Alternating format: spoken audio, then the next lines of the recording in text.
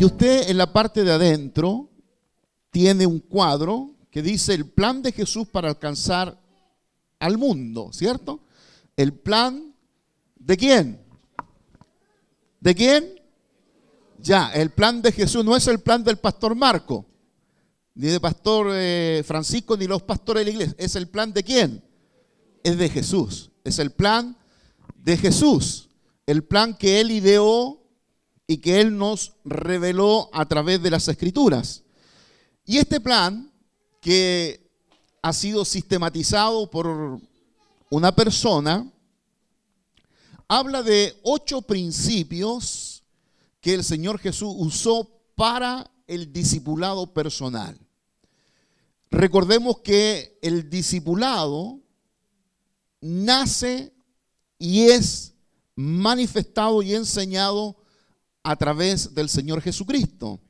¿Había discipulado antes que el Señor Jesús enseñara? Sí, los griegos tenían discipulado, los mismos judíos tenían manera de discipular, pero el Señor Jesús agrega un elemento fundamental en el discipulado, y la diferencia entre el discipulado que el Señor Jesús enseñó y el discipulado que hacían los judíos o el discipulado que hacían los griegos, hay gran diferencia. Porque esta diferencia fundamental del discipulado de Jesús busca la transformación de vida. Amén. El discipulado rabínico, el discipulado judío, buscaba fundamentalmente la transferencia de tradición. Era que las generaciones más nuevas conocieran la tradición judía, conocieran la historia de Israel, y a través de eso la tradición, que fundamentalmente entre los judíos opera más la tradición que la revelación, que la Torá, ¿no? Está la Torá, pero también la tradición es muy fuerte. Y en el caso del discipulado griego, que usaban fundamentalmente los filósofos, Pitágoras, Aristóteles, todos estos tenían discípulos, y allí lo que se buscaba era la transferencia de conocimiento filosófico, o sea, la manera de vivir bien la vida en sociedad. Ese era el fin, así haciendo una síntesis muy, muy grande, de cuál era el fin del discipulado griego. Pero el discipulado del Señor Jesús buscaba algo que los otros dos no buscaban en esencia. Y este era la transformación de la vida. Amén. La transformación de la vida. Así que cuando decimos discipulado, ¿a qué lo vamos a asociar? A la transformación de la vida. La transformación de la vida que no hace el que discipula, sino el Señor Jesucristo a través del Espíritu Santo. El Espíritu Santo es aquel que transforma, que cambia profundamente nuestra vida, y esto afecta todo nuestro ser. O sea, afecta espíritu, empezando desde adentro hacia afuera, espíritu, alma y cuerpo. Porque el Evangelio, la transformación que el Evangelio produce es una transformación integral. No es solamente el espíritu y lo demás no tiene importancia. No, es una transformación integral que toca el espíritu, la parte más íntima, inmaterial, el alma, donde están asentadas las emociones, el intelecto, la voluntad, pero también el cuerpo. Si el discipulado de Jesús buscaba la transformación de la vida, esa transformación, ¿con qué objetivo? ¿Con qué propósito? El primer objetivo de la transformación del discipulado cristiano que nace en Jesús es transformar una vida de pecado en una vida eterna. Todos nosotros nacimos pecadores. No están de acuerdo ustedes. O nací yo nomás pecador. O solo yo fui engendrado en pecado. ¿Y ustedes? No. Bueno, les tengo mala noticia, porque ustedes también nacieron en pecado, Y por eso la obra de Cristo en la cruz del Calvario, esa sangre derramada, nos ha limpiado de todo pecado. Ahí dicen amén ustedes, ¿no? Muy bien, han dejado la vida pasada, muy bien. Cuando pensamos en el discipulado personal, estamos pensando en 8 principios que ustedes ya tienen ahí y que yo quisiera ilustrarlos, ir ilustrando uno a uno. El plan supremo de evangelización y discipulado de Jesús para alcanzar al mundo. Tenemos los 8 principios y vamos a ir de uno en uno. Primero, el principio de selección. No selección nacional. Deme el otro. Ya. Muy bien. ¿Cuál es el primer principio?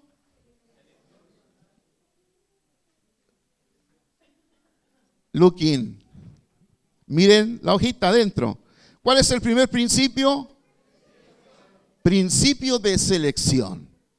Usted sabe que una selección de fútbol no pueden ir 1000 personas en esa selección. ¿Cuántos van? 24 o 25. Y esos 24 o 25 son elegidos de ¿cuántos? Bueno, en Chile no es mucho, ¿cierto? Pero si fuera Brasil, Argentina, una gran variedad. Y vamos a profetizar que en Chile va a ocurrir lo mismo, ¿no? Habrá mucho que elegir. Pero esa selección que fue escogida, elegida por los entrenadores, es una selección sobre la base de una gran multitud de jugadores que posiblemente podrían ser parte también de la selección, pero no lo han sido, porque hay otros que son considerados por el entrenador con mejores condiciones o mejores actitudes. No sé, ahí no soy entrenador de fútbol, aquí podríamos predicar a Jonah que nos diera lo que se fija un seleccionado. Pero, ¿en qué se fijó Jesús para seleccionar sus discípulos? Vamos a mirar el texto de Lucas 6:13 y miremos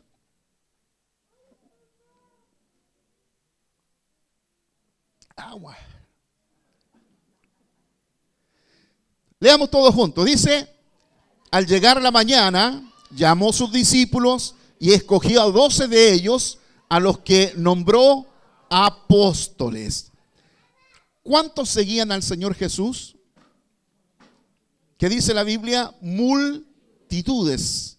Y cuando hablamos de multitudes, la palabra griega es más de 20.000. O sea, seguía al Señor 20.000 personas que lo seguían por diferentes lugares con las señales, milagros. ¿Cómo escoger solo a 12 cuando tienes una muestra de 12 personas entre 20.000? ¿Cómo uno puede escoger sin equivocar? O sin equivocar en la totalidad a ese grupo selecto, seleccionado, que va a cumplir una función fundamental. Ahora, ¿qué es lo primero que hay que hacer cuando uno va a escoger discípulos? A ver, pregúntenle al que está al lado suyo, a ver. Si no sabe, use el comodín. ¿Qué es lo que primero hizo el Señor Jesús? ¿Qué dice el texto? Y al llegar la mañana llamó a sus discípulos y escogió a 12 de ellos, a los que nombró apóstoles. Y ante el texto anterior que dice que el Señor muy temprano pasó toda la noche orando en la montaña para escoger los discípulos que iban el Señor a usar en este proceso de alcance mundial. Cuando tú quieres alcanzar todo el mundo o quieres alcanzar una gran meta, mire, uno ha leído tantos libros de liderazgo, tantos autores, que solo algunos, inclusive autores seculares que no son cristianos, muy pocos de ellos agregan entre las características la oración. Algunos le llaman espiritualidad, como un elemento fundamental, sine qua non, cuando uno decide o está por decidir cosas importantes. No solamente hay que mirar el elemento intelectual No solo hay que mirar los elementos intelectuales o las características psicológicas, emocionales de una persona. Cuando usted lleva un currículum, ¿cierto? Busca trabajo, lleva un currículum, están las características ahí, más importante la experiencia que usted tiene. Mire, yo he visto varios currículums cristianos. Creo que 1 o 2 de lo que yo he visto dice que es cristiano. En el resto nadie pone que es cristiano. ¿Cuándo es cristiano? ¿Será a lo mejor que con eso lo dejan afuera? No sé, pero fíjese en esto. Cuando nosotros estamos en perseguir una meta grande, la elección de las personas que nos van a ayudar en ese proceso tiene que ser una elección concienzuda. O sea, no puede ser así al azar, a la larga, a lo que salga, tiramos los dados, etcétera. Sino que el Señor Jesús dice que pasó toda la noche, ¿qué? Orando. Y cuando hablamos de orar, hablamos de depender. ¿Qué es lo que es la oración? Depender. ¿Depender de quién? De Dios. En este caso, de depender del Padre. El Señor Jesús estaba eligiendo a 12 personas que iban a continuar la obra que Él había iniciado. Y estas 12 personas estuvieron por 3 años y medio, día y noche con el Señor Jesús. Día y noche, 3 años y medio. Dejaron todo lo que hacían, dejaron sus quehaceres, dejaron su trabajo, dejaron familia y se unieron a esta cruzada, a esta campaña mundial. Una campaña que tiene hoy día 7.000 millones de personas como meta. Dígame usted si no es una campaña mundial que desafía a cualquiera. A veces hay productos que tienen como meta llegar a cada lugar del mundo. El Señor Jesús pensó no en un producto, pensó en persona. O sea, pensó en nosotros. Y cuando seleccionó, oró. Yo le digo aquí a los profesionales, a los empresarios, a los hermanos, no menosprecien la oración en el trabajo y en la elección de lo que ustedes deben hacer. Consideren la oración como un elemento en el liderazgo y en la elección. Clamar a Dios, pedir a Dios la ayuda en un proyecto que uno lleva adelante es de sabiduría. Y uno puede ver todos los proverbios, darse cuenta de cómo Salomón, de los reyes más grandes, de los proyectos más grandes que la historia ha conocido y nadie ha podido repetir, el proyecto del templo de Salomón, la riqueza, lo que costó ese proyecto. No hay ni un edificio en ninguna parte del mundo construido que haya costado lo que costó ese templo. Y fue un hombre que encontró en Dios siempre la sabiduría, la elección, la dirección. Por lo tanto, el Señor Jesús lo primero que hizo fue seleccionar. Entre muchos, seleccionó algunos. ¿Qué cualidades, qué perfil psicológico o espiritual o familiar el Señor se haya fijado para escogerlo? Vamos a mirar más adelante. Pero el primer principio es seleccionar. Pregúntele al que está al lado. ¿Cuál es el primer principio?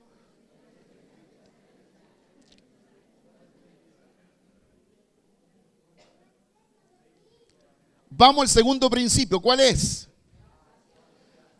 Asociación. Yo estoy con vosotros todos los días. Dice el texto bíblico, todos juntos. 1, 2, 3. Enseñándoles a obedecer todo lo que les he mandado a ustedes. Y les aseguro que estaré con ustedes siempre hasta el fin del mundo. El Señor Jesús no es que carecía de cualidades para llevar adelante su visión. Lo que el Señor Jesús hizo, escoger, seleccionar a 12 personas para asociarse a ellas, porque el Señor sabía que su estadía en la tierra sería limitada. El Señor, ¿a qué edad murió? Más o menos 33 años. Se dice que 33 años uno está iniciando las grandes cosas, ¿no? Las grandes metas, los grandes desafíos. Y el Señor Jesús a los 33 años, cuando Él sabe que se va a ir, que se va a retirar, durante ese proceso lo que hace es asociarse a 12 personas. Si analizamos, y lo vamos a ver más adelante, analizamos el perfil psicológico, y lo vamos a hacer el tercer domingo, de estas personas seguramente, si somos nosotros los que seleccionamos, no hubiésemos agregado ni uno. Ni uno, ¿no? Un poquito lo que hizo el seleccionado argentino, ¿cierto? El anterior, ¿cómo se llamaba? Bielsa, que a veces escogió los jugadores que regularmente otro no escogería. Pero mire usted, asociarse es lo que estamos haciendo en los cultos hogareños. Nos estamos asociando a aquellas personas que están abriendo sus hogares para que nosotros llevemos y desarrollemos la visión y por sobre eso estemos compartiendo el evangelio con muchas personas. Nos estamos asociando. Si hubiera una palabra de advertencia que yo podría darle, es que hay que tener cuidado con quien se asocia. Hay que tener cuidado. Y la Biblia nos advierte montones de veces con respecto a quién uno se asocia. Tiene que tener sabiduría en ese sentido. Por lo tanto, se compromete a estar con ellos. Cuando nosotros seleccionamos, discipulamos y comenzamos a discipular personas, nos estamos comprometiendo a estar con ellos, a pasar tiempo con ellos, ¿no? En la semana, un día en la semana, unas horas en la semana en que nos encontramos para escuchar las dificultades y las situaciones que está viviendo ese discípulo y cómo nosotros podemos ayudarle a superar sus problemas. El tercer principio se llama consagración. El Señor Jesús, ahí lo vemos orando en el Getsemaní, se consagró a la tarea. Mire, querido hermano, si usted no se consagra con todas sus fuerzas lo que usted quiere alcanzar, nunca va a alcanzarlo. Usted tiene que consagrarse. En consagrarse también está el aspecto de fijar, enfocarse en aquello que se quiere lograr. Y el Señor Jesús habló de la consagración. ¿Qué significa consagración? En los términos bíblicos significa cortar todo lo que me puede impedir lograr aquello por lo cual Dios me puso. Por eso a veces en la vida, para consagrarse a Dios, a veces hay que cortar algunas cosas. El Señor Jesús habló de podar. A veces hay que podar al árbol para que pueda dar mejor fruto. Y de repente nosotros tenemos que podar, cortar relaciones que a veces nos alejan del objetivo de la consagración para servir al Señor. El Señor se consagró. ¿Hay alguna cosa que al Señor le haya quitado el enfoque de la misión que Él tuvo? En algún momento lo vemos al Señor pensando entre sí en el estrés de no saber qué es lo que tiene que hacer o qué tarea la que tiene que llevar adelante. El Señor estuvo absolutamente enfocado. Toda su vida, especialmente los 3 años y medio, estuvo enfocado, consagrado, cortó todo lo que había que cortar, lo que lo podría desenfocar, y se enfocó en una de las tareas más extraordinarias que hasta el día de hoy sigue afectando a las personas, sigue afectando la historia. Por lo tanto, queridos hermanos, tercer principio es consagración. Dice el texto bíblico todo junto, 1, 2, 3. Carguen conmigo yugo y aprendan de mí, Pues yo soy apacible y humilde de corazón y encontrarás descanso para tu alma. Hay un verso que siempre viene a mi corazón, siempre. Esta semana lo tuve una y otra vez. Sobre toda cosa guardada, guarda tu corazón, porque de él emana la vida. Esa palabra vida se traduce vigor. De él emana el vigor, la inteligencia, la capacidad de poder superar conflictos y situaciones. Nosotros, queridos, necesitamos consagrar. Mire, esta iglesia es la iglesia consagrada. Por eso nos llamamos iglesia, que viene de la palabra griega exclesia. Eclesia. Ex es salir. La gente de la iglesia es la que salió. ¿De dónde salió? Salió del mundo. Dejó el mundo para constituir la asamblea, la comunidad carismática del Espíritu Santo, que asume la tarea de recibir la misión de Dios y llevarla adelante en la manera que el Señor Jesús la enseñó. No necesitamos modificar la tarea que el Señor nos ha dado, la misión. Quizá el cómo ha ido cambiando, evidentemente por la cultura cambia, la sociedad, pero el mensaje es el mismo. Quizá el envoltorio cambia un poquito, pero el mensaje sigue siendo el mismo. Cuarto principio, ¿cuál es? La comunicación. Dice el verso 17-14. Todos juntos, 1, 2, 3.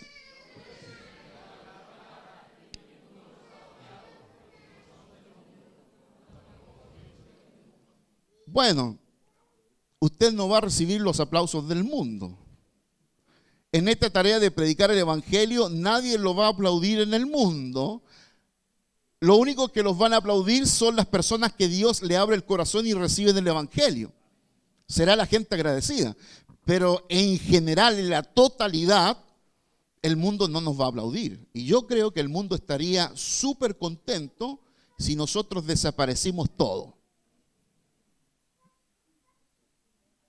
¿Sí o no? Si los cristianos no estuvieran, el mundo no tendría una voz discordante siempre. Escucharían lo que quieren escuchar, porque no hay peor error, ¿cierto?, de las personas que solo escuchan lo que quieren escuchar y no escuchan la voz discordante. Cuando nosotros, queridos, en el proceso de el discipulado, y yo estoy hablando de cosas sumamente básicas, lo que estoy enseñando no es ninguna revelación que me la dio en el monte el Señor, es una cosa que está básica, la hemos repetido 1 y 10 veces y lo hacemos otra vez porque el ABC siempre hay que estarlo recordando. Cuando nosotros hablamos de la comunicación, estamos hablando de comunicación espiritual. No estamos hablando de comunicar cualquier cosa. En el discipulado no nos juntamos para hablar de la selección chilena. A lo mejor puede ser el rompehielo, el inicio. Pero cuando nos juntamos a discipular, estamos transfiriendo vida espiritual a otro. Y cuando transferimos vida espiritual a otro, es mejor que nos aseguremos que nosotros tenemos vida espiritual. O si no, vamos a transferir no vida, sino muerte. Por lo tanto, la comunicación es un elemento fundamental. Les comunico todo lo que Él sabía. El Señor Jesús les enseñó todo lo que Él sabía. Y recuérdense que en algunos momentos iniciales, los discípulos no entendieron todo. Es más, a veces el Señor les dijo, bueno, ahora no les puedo decir esto porque no soy capaces de sobrellevar. Pero llegará el día que vosotros vais a conocer. Bueno, después de la muerte y resurrección y la venida del Espíritu Santo, los discípulos entendieron las Escrituras. Entendieron todo. Cuando el Espíritu Santo nos acompaña en el proceso de discipularnos nosotros mismos y ayudar en el discipulado a otras personas, tenemos que entender que la comunicación con el Señor tiene que ser fluida. Hay que comunicarse con el Señor, hay que hablar. ¿Cómo llamamos eso? Oración. Hay que orar.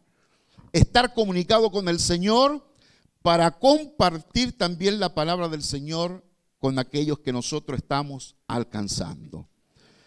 Y en el principio 1, 2, 3, 4, 5.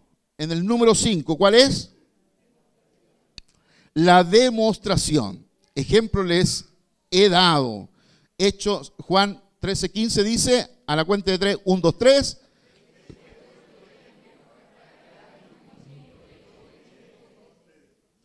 Póngame la figura más adelante. Muy bien, ¿se ve la figura? Se ve, ¿cierto? Es el Señor Jesús levantando a Pedro después que se hundió. El Señor demostró, ¿qué demostró? Su poder. Demostró su poder.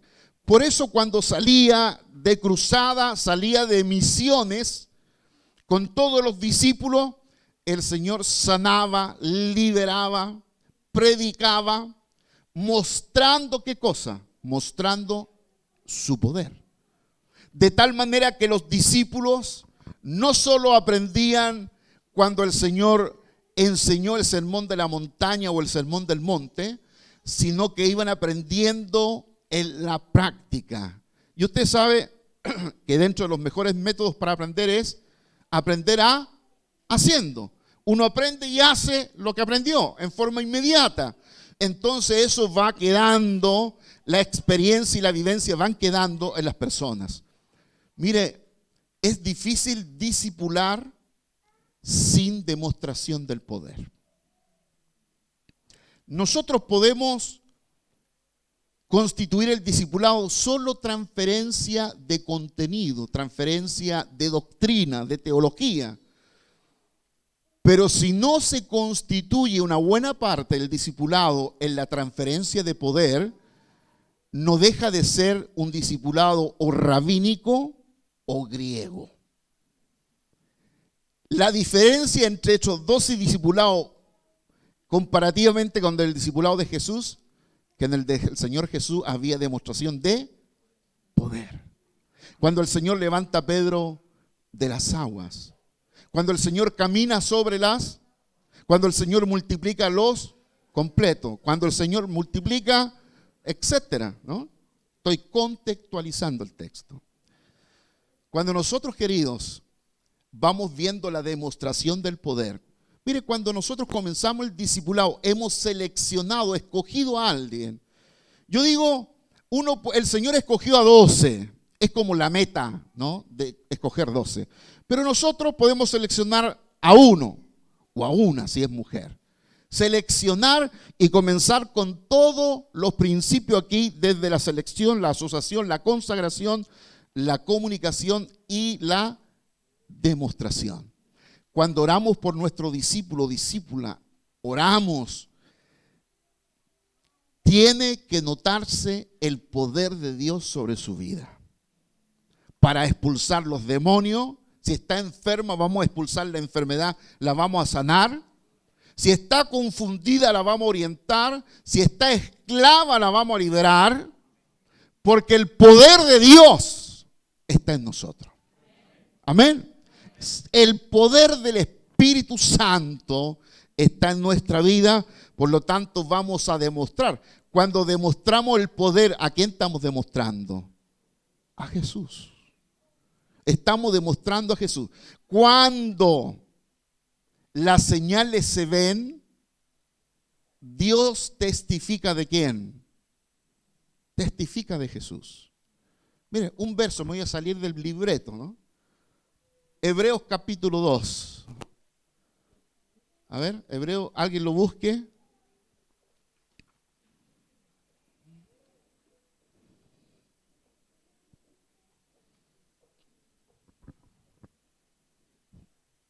Dos, 4.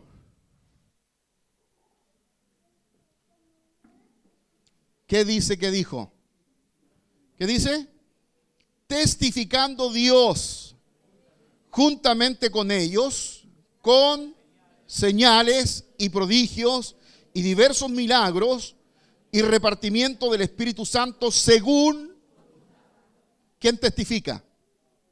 Dios testifica. Cuando nosotros oramos por una persona que es sanada, liberada, Dios está testificando de Jesucristo. Está hablando de Jesús. ¿Eso para qué? Para que uno no caiga en la vanagloria, ¿no? No caiga en la vanagloria como ese hermanito que oraba, ponía las manos y eran sanos. Y un día se le ocurrió decir, bueno, si no fuera por estas manitos, nunca más sanó. Porque la vanagloria a Dios no le gusta. Hay que dar la gloria siempre a Dios. Vamos al sexto principio, delegación. Mateo 4:19 dice, 1, 2, 3, vengan, sígame, les dijo Jesús, y los haré pescadores de hombre. El Señor está delegando, escuche esto, para que no cometa errores, está delegando parte del trabajo, no la responsabilidad. Cuando uno delega la responsabilidad, va a crisis.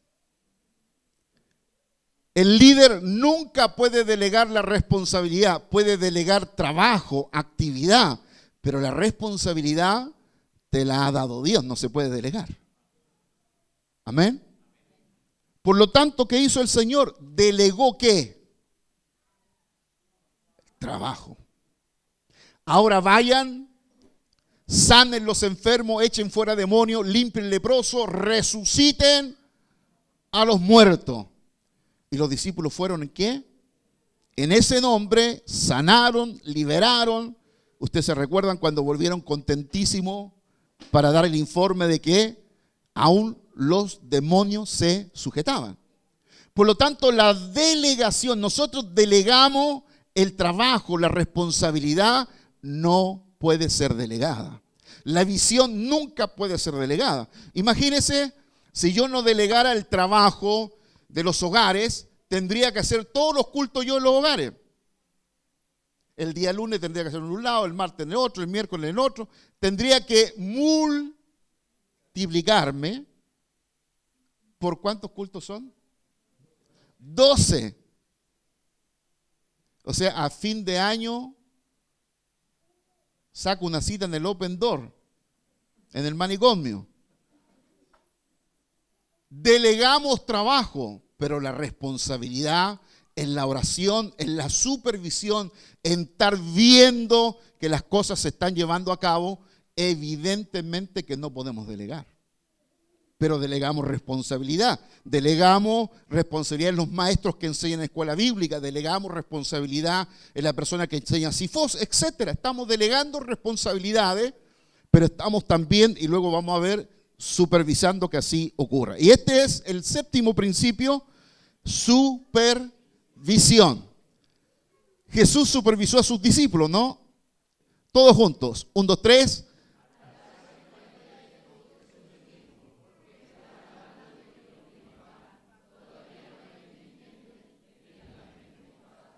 Bueno, el Señor está controlando, está observando. Él ya enseñó en el discipulado la clase de multiplicar panes y parece que los discípulos se olvidaron de esa clase. Parece que no fueron ese día. Y el Señor, ¿qué hace? Controlar la situación. Bueno, ¿qué están diciendo ustedes? Parece que les escuchó hablar no en el lenguaje que les había enseñado, en el lenguaje de la fe. Se complicaron los discípulos y sin duda a veces nuestros discípulos se complican y se complican a veces por cosas muy sencillas y a veces por cosas más complejas. Pero ahí estamos para orientar, para aconsejar, para ayudar. La supervisión, sin duda, a veces también nos quedamos ahí sin supervisar todo el trabajo. ¿Usted sabe lo que significa en una empresa no supervisar? Significaría una empresa que no va a ningún lado, ¿cierto? Por eso la empresa contrata y aquí tenemos algunos en esta iglesia, supervisores, que están para orientar un área del trabajo hacia la meta completa, que es terminar el proyecto. La supervisión, queridos hermanos, que en la administración se llama control, pero en la iglesia decimos supervisión porque estamos supervisando que el trabajo se haga, se complete, pero en esta supervisión también se están considerando las características naturales de los discípulos. No estamos uniformando, así hay que hacerlo, sino también respetando las características personales de los liderazgos que nuestros propios hermanos tienen y el Señor les ha dado. Supervisión. Se aseguró de que entendieran bien la tarea. El Señor enseñó, el Señor envió y luego Él supervisó si lo que Él había dicho lo habían entendido los discípulos. Y querido hermano, a veces nos pasa, nosotros predicamos apasionados aquí adelante, y no siempre nos preocupamos si los hermanos están entendiendo lo que nosotros los pastores estamos diciendo. Y a veces puede ocurrir que los hermanos estén entendiendo diferente a lo que el pastor está diciendo. Por eso necesitamos supervisar. Y vamos al último principio. Jesús se reprodujo en otros discípulos. Dice el texto bíblico, todos juntos, 1, 2, 3.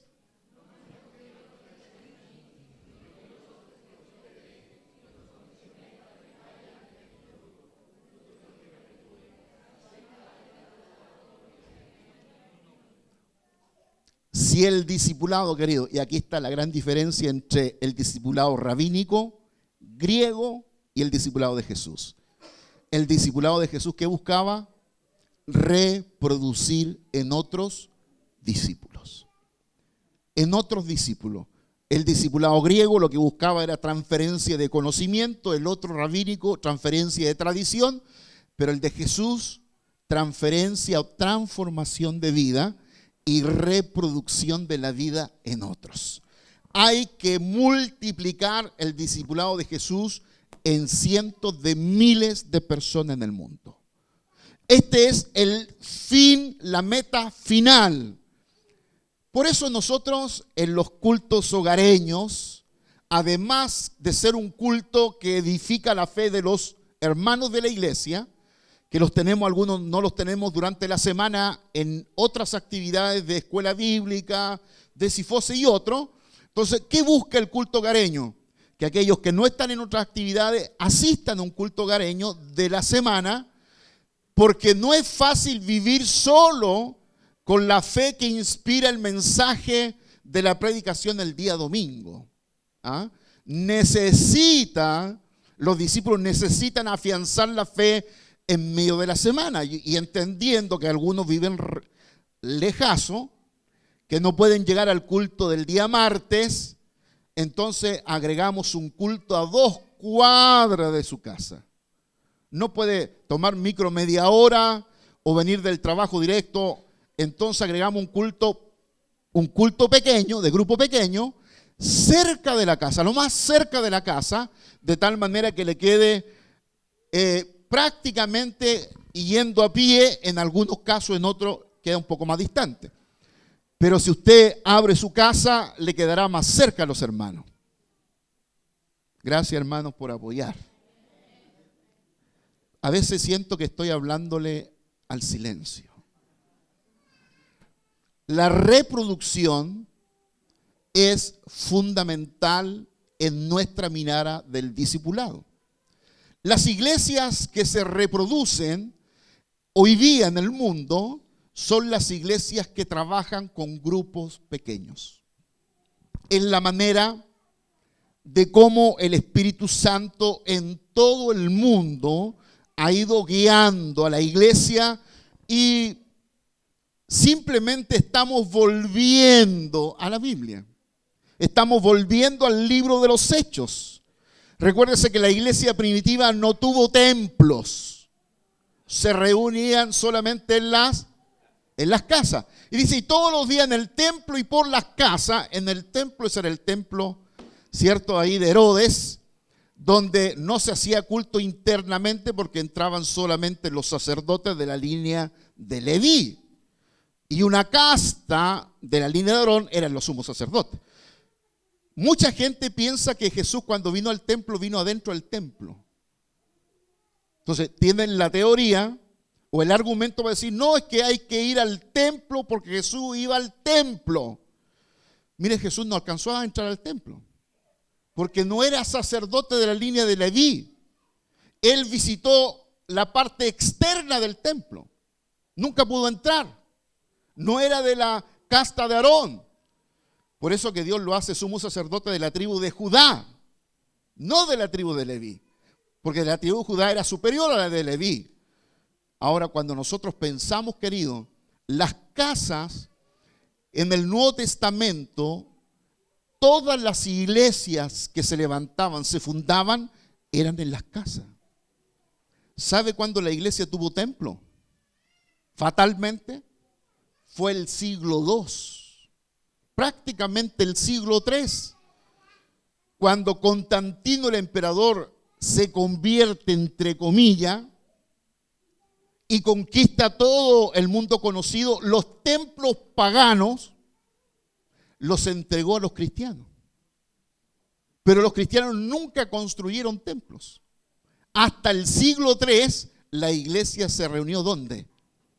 En las casas, en los ríos, en las plazas, en los mercados, en el bosque, en muchos lugares.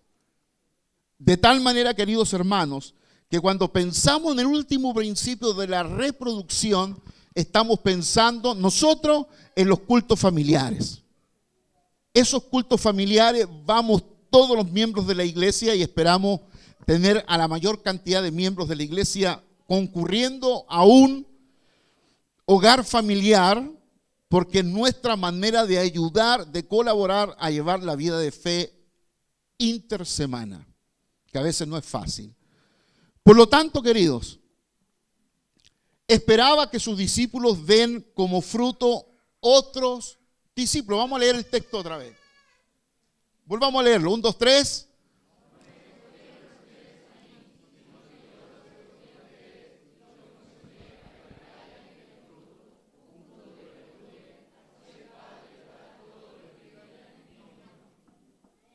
Queridos, hay que comer de este mandamiento también. Amén. Hay que comer de este mandamiento. Es un mandato.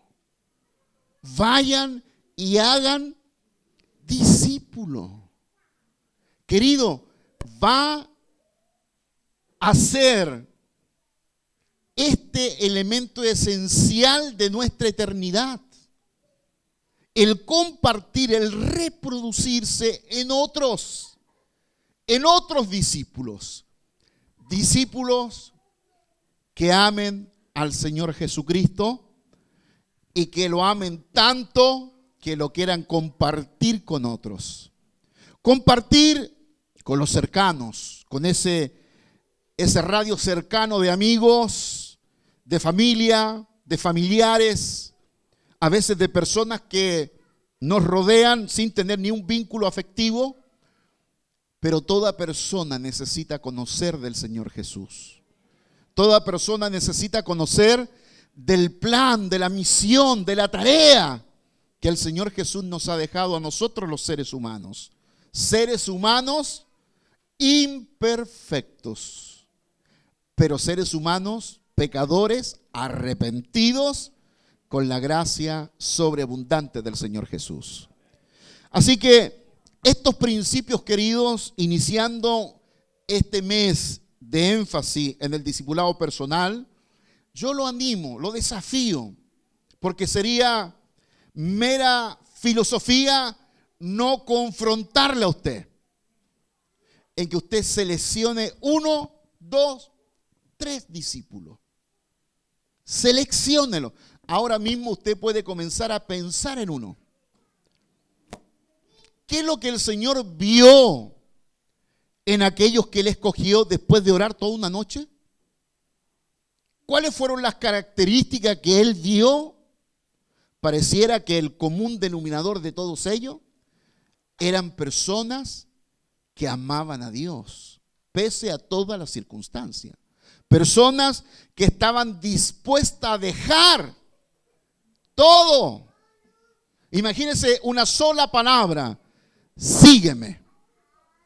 Y dejándolo todo, lo seguían. Dejándolo todo.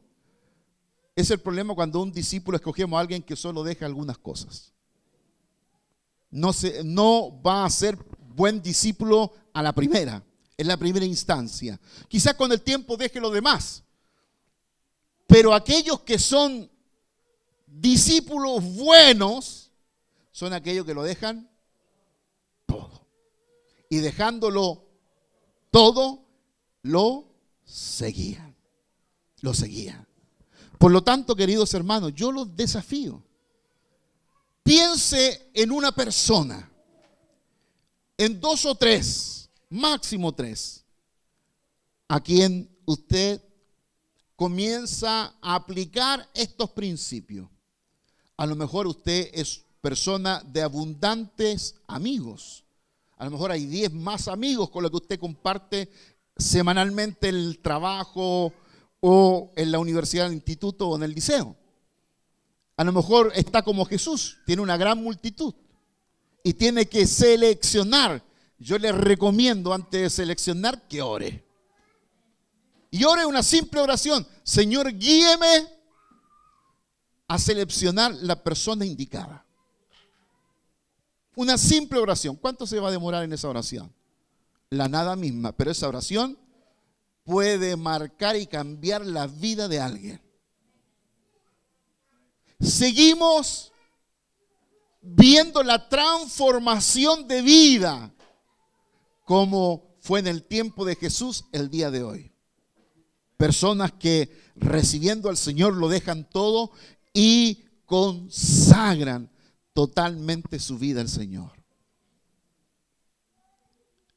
Seleccione 1, 2 o 3.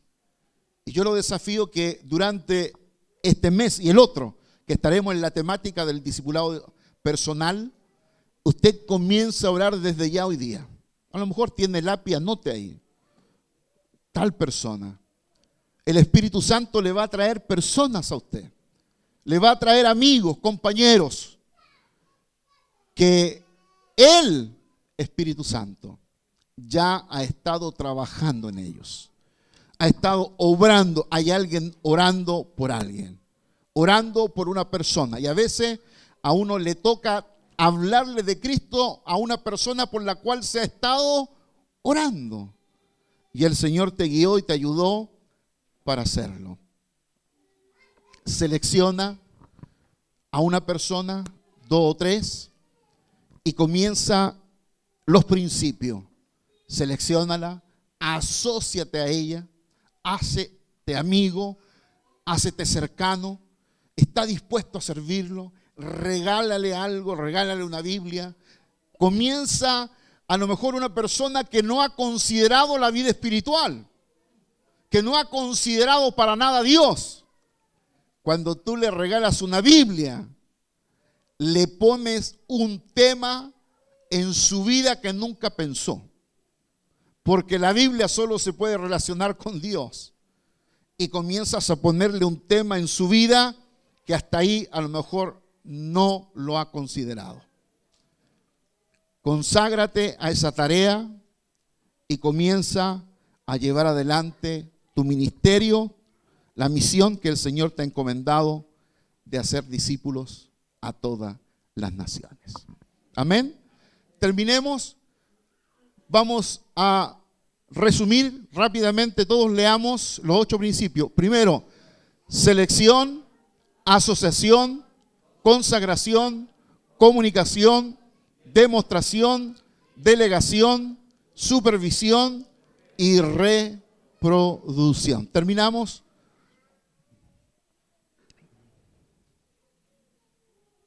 ¿Qué dice? Hacer discípulo es mi meta. Hacer discípulos es mi meta, reproducirlos es mi visión. Amén. Así que, queridos, no pierdan el trístico. Por favor, repasen los líderes de culto hogareño, vuelvan a repasar los principios, vuelvan a explicarlos este día martes con los hermanos. Repásenlo, que todos los hermanos que van a grupo hogareño lleven su hojita. Hay algo sobre célula escrito y algo sobre misiones. Próximo domingo recibiremos el segundo boletín con la prédica también de ese día. Para terminar, ¿se recuerdan ustedes? Yo dije el domingo pasado que nuestro interés es poder integrar a la mayor cantidad de hermanos al trabajo de la iglesia. Y para ello yo el año pasado escribí un folleto que se llama Yo sirvo en la iglesia. Y es un folleto que tiene 27 tipos de actividades que uno puede desarrollar en la iglesia. Por ejemplo, creatividad artística, aquellos que tienen creatividad manual y otras. Generosidad, que trabajan en el área de misericordia. Conocimiento, que son capaces de enseñar. Música, tocan algún instrumento o cantan. Sabiduría, saben aconsejar, dar consejos, atender personas. Evangelización, liderazgo, enseñanza, etcétera, etcétera, etcétera. Si usted quiere trabajar en la iglesia en algún área, pida uno al fondo, si realmente quiere, ¿no? No lo lleve por llevar, pídalo, usted lo llena, hay un papelito dentro que usted lo puede llenar y rápidamente lo vamos a contactar para ver el área de trabajo que a usted le gustaría desarrollar dentro de la iglesia. Vamos a orar.